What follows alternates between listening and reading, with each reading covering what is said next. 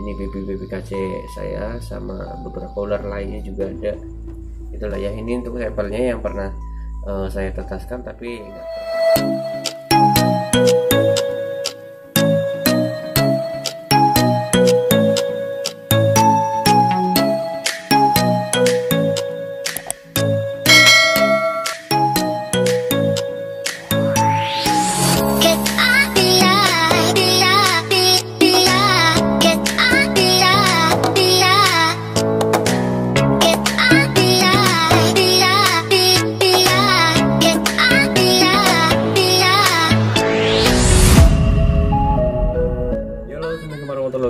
Teman-teman, ketemu lagi bersama saya Yoga di channel YouTube Colubriduet. Ya, sebelumnya jangan lupa untuk 4000 jam tayang ada 1 ekor Cynodormus untuk teman-teman subscriber Colubriduet yang beruntung ya.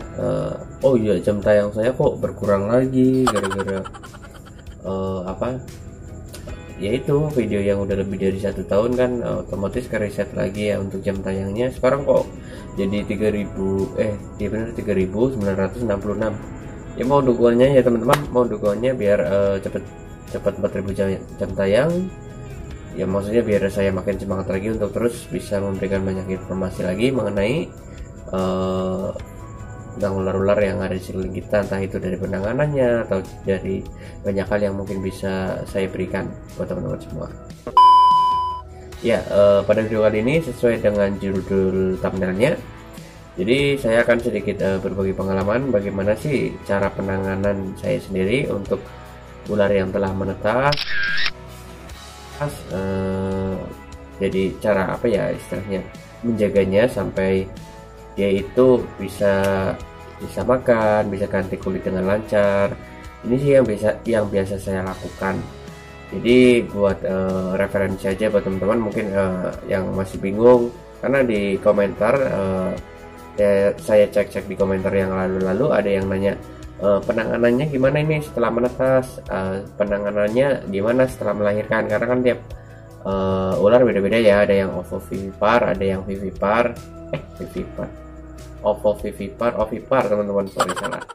Jadi kayak gitulah orang lebih, mata udah agak ngantuk juga tapi kok kepengen bikin konten, maksudnya ingin berbagi gitu, mumpung ya ingat juga mumpung saya waktunya juga masih free untuk malam-malam kan, ya enak aja buat mikir gitu loh. Kondisinya istilahnya suasananya juga mendukung lah istilahnya kayak gitu. Oke, jadi yang saya akan kasih tahunya ya teman-teman, di sini saya ada sekitar berapa nih? Kalau di sini sih ada 8 ekor baby Trimeresurus albolabris atau bangka laut ya. Jadi di sini tadinya sih ini kurang lebihnya 10 kalau nggak salah. Oh iya 10 bener, di bawah teman saya 2 ekor pengen ngadopsi ular ini, tapi ya dia juga yang udah paham sama jenis ular ini, jadi saya kasihkan ke teman saya gitu, nggak apa-apa. Tapi buat teman-teman yang belum paham untuk jenis ular ini mau minta kayak gini, oh tidak bisa gitu ya teman-teman.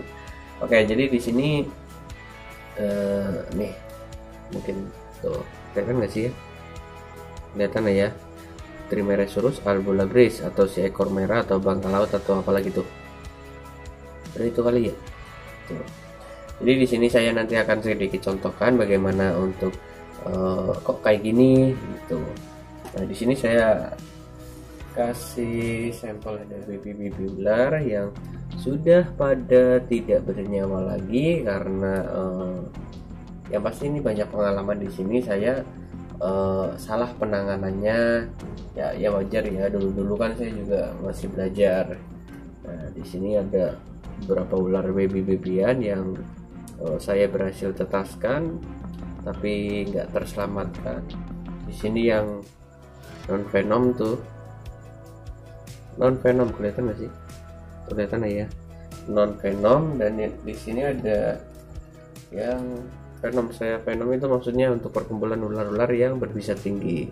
Nah di sini tuh ada baby kaca king cobra teman-teman, Ophiopagus sana.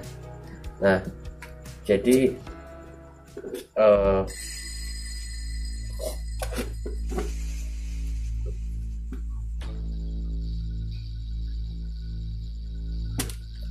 nggak enak banget, asli nggak enak. Yang warna hijau ini atau biru, hijau sih ya, yang warna hijau ini itu saya pakai spiritus buat ngawetinnya. Ternyata baunya kayak gitu. Kalau nggak spiritus biasanya anak-anak pakai alkohol teman-teman, airnya harusnya penuh, jadi ini spiritusnya kurang.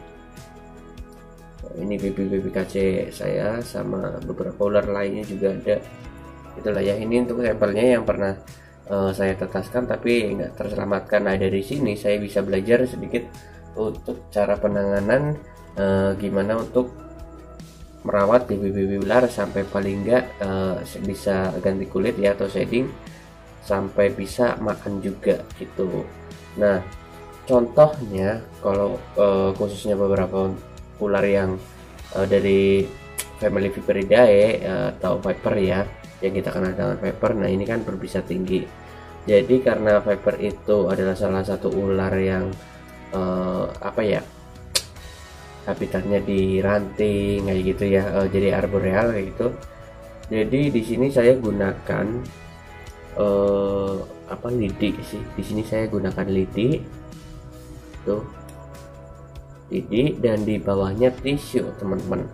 Nah tisu sendiri itu gunanya untuk yang pertama, kalau kita spray air di bagian tisunya itu yang pastikan nanti agak lembab, jadi tetap bisa menjaga kestabilan istilahnya kelembaban di Tupperware sekecil ini gitu loh teman-teman. Jadi nanti dia itu bisa lebih apa ya istilahnya, lebih mudah merasa nyaman atau adaptasi di tempat sekecil ini, karena kan benar-benar masih baru. Terus nanti waktu shadingnya juga ya bisa lancar lah kayak gitu. Terus kalau untuk saya sendiri biasanya saya semprotkan sekitar 3 hari sekali atau paling enggak ya 4 hari sekali kalau saya gitu ya teman-teman. Nah disemprotkan ke bagian ularnya dan bagian tisunya. Tisunya biasanya saya nggak ganti sampai dia itu ganti kulit, sampai dia benar-benar ya bukan berarti saya jorok apa gimana gitu ya teman-teman. Jadi saya lebih ke udahlah biar sekalian aja, selagi tisunya juga nggak kotor gitu loh. Tuh simple.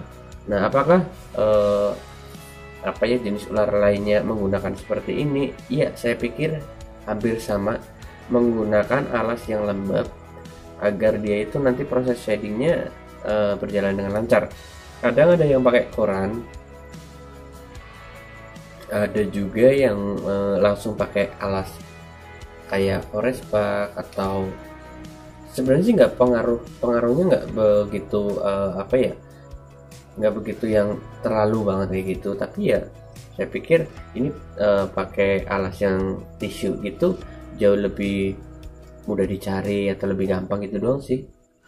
Nah terus berapa lama sih untuk masa apa ya, masa ganti kulitnya? Nah tiap ular sepengetahuan saya ternyata beda-beda teman-teman. Ada yang 1 minggu, bahkan ada yang 1 bulan. Kalau untuk yang 1 bulan sendiri itu yang pernah saya coba untuk Boiga Dendrophylla atau Cinmas, Cinpere gitu. Itu pernah saya apa ya, pantau kok bisa nyampe 1 bulan dia baru ganti kulit itu teman-teman. Ya mungkin dari teman-teman juga ada yang pengalamannya sama dengan seperti saya, monggo komentar di bawah. Jadi intinya tiap ular itu dari pertama dia menetas atau melahirkan seperti ini ya, karena jenis Trimeresurus albulabris itu salah satu jenis ular yang berkembang biaknya dengan cara melahirkan ovovivipar. Jadi kalau saya sih, kalau untuk Trimeresurus itu saran 1 minggu apa ya kalau nggak salah, sekitar 1 minggu.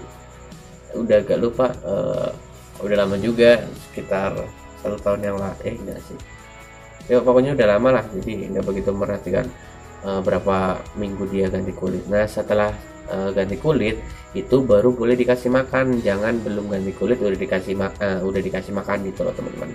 Nah untuk makannya sendiri udah pasti itu bervariasi, nggak harus istilahnya katap, cicak atau apa. Nah tiap ular itu berbeda-beda. Contohnya untuk jenis Trimeresurus albulabris ini Nah, biasanya saya kasih pakannya itu cicak, kalau nggak cicak pinkis, anakan tikus yang masih merah, itu namanya pinkis. Tuh. Nah, cara spraynya sendiri, nah saya kasih tahu sedikit, karena ini salah satu jenis ular yang berbisa dan cukup apa ya, aktif juga. Saya biasanya menggunakan nih gunting cepit tikus agar lebih safety ya teman-teman. Spraynya gimana? Secukupnya aja, paling sekitar 2 semprotan atau 3 semprotan kayak gini. Udah. Tuh.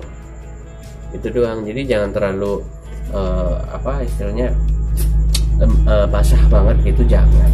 Secukupnya saja. Pokoknya penangannya simple sampai dia itu benar-benar shading pertama, baru kasih makan, baru ditempatkan di tempat yang istilahnya emang kayak udah kalian siapkan gitu. Karena ibaratnya Trimeresurus albulabris itu kalau misal saling apa ya, saling gigit-gigitan itu nantinya ada yang beresiko, jadi saya nggak campurkan, jadi saya pisahkan seperti ini tuh, jadi sendiri-sendiri itu loh. Kalau untuk jenis ular lain yang nggak berbisa tinggi ya, paling utama itu boleh dicampurkan teman-teman.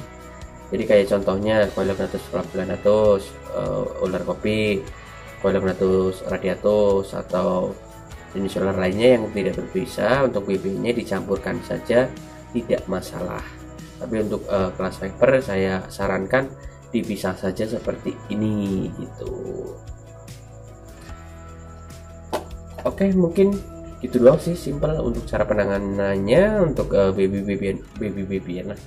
ular yang kalian mungkin punya. Cara penanganannya dari saya sendiri kurang lebih seperti itu. Insya Allah ya itu cara yang emang pada umumnya seperti itu, monggo dipakai kalau emang bermanfaat. Kalau enggak bermanfaat ya monggo cari referensi lain, atau samakah atau enggakah itu terserah kalian gitu teman-teman. Oke, mungkin sekian dulu informasi yang bisa saya berikan untuk cara penanganan baby ular yang baru menetas. Sekian dulu ya, semoga bermanfaat. Saya pamit undur diri, wabillahi taufiq wal hidayah. Wassalamualaikum warahmatullahi wabarakatuh. Bye.